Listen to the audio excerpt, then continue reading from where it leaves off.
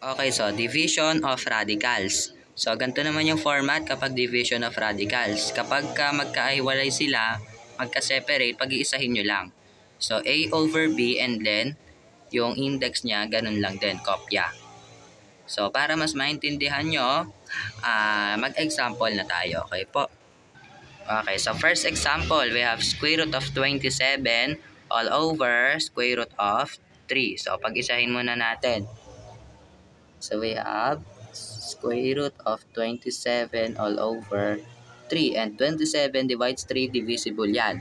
So 27 divides 3, that is 9. So square root of 9. And square root of 9, that is 3. So yan na po yung sagot. Okay po. Next.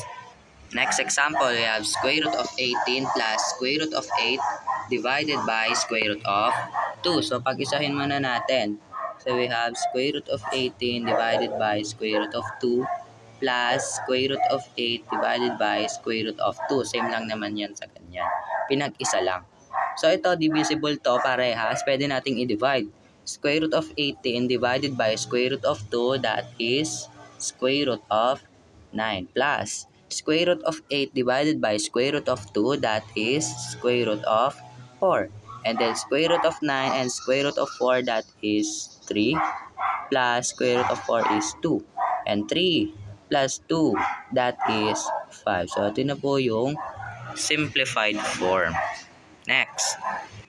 Okay, so now, magdi-divide naman tayo ng hindi same index. So, parehas lang to sa multiplication. So, first, we are going to transform this into rational exponent. Pinagkaiba lang, division na yung sign. So, pag tinransform natin ito, this is 2 raised to 1/2 divided by 2 raised to 1/3. So, now, focus tayo sa exponent. 1/3. LCD ng 2 and 3 is 6. 6 divides 3 is 2. Times 1 is 2. 6 divides 2 is 3. Times 1 is 3. And then, pag-isahin lang natin. So, pwedeng ganyan yon. So, now, ilalagay na natin yan dito sa kanilang dalawa. So, ito dito. Ito dito. So, we have 2 raised to 3 over 6 divided by 2 raised to 2 over 6. Now, itong dalawa, ita-transform natin into radical expression. So, pag tinransform natin yan, so yung numerator, yun yung power, yung index naman, yun yung denominator.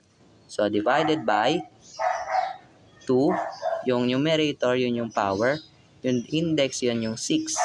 So, now, kapag nagdi-divide tayo ng same base, same index, same radicand, focus na tayo sa exponent. Pag nagdi-divide tayo ng same base, sinusubtract natin yung exponent. So, 3 minus 2, that is 1. Or, di na sinusulat pag 1. So, just copy the square root of 6. So, ito na po yung final answer. 6 root of 2.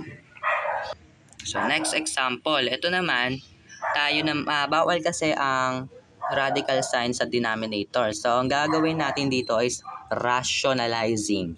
Rationalizing the denominator. So, paano tayo nagra-rationalize? So, i-multiply natin both by square root of 6. So, depende kung ano yung denominator. So, yung denominator natin is square root of 6. So, multiply mo both sa numerator and denominator. So, now, let's simplify. Square root of 5 times square root of 6, that is square root of 30 all over. Square root of 6 times square root of 6, that is square root of 36. And simplify.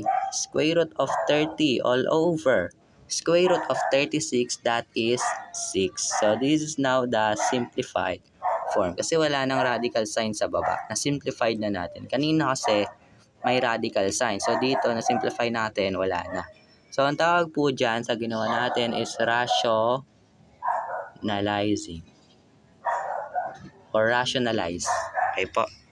So, ayan po yung division of radicals. So, thank you for watching.